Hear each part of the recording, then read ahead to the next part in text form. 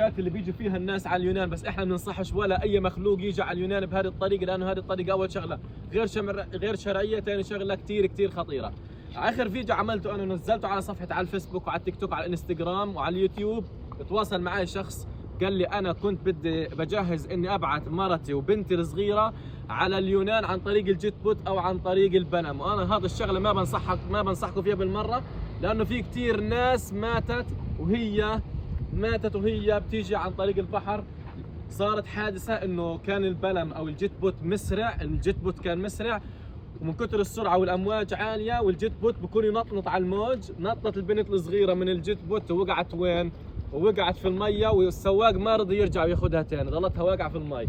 فعشان هيك بنحذر، هذا الكلام جدا خطير، وابعتوا هذا الفيديو لكل واحد بفكر يبعث اطفاله على اليونان عن طريق الجيت بوت او عن طريق البلم، هذا الطريق جدا خطير.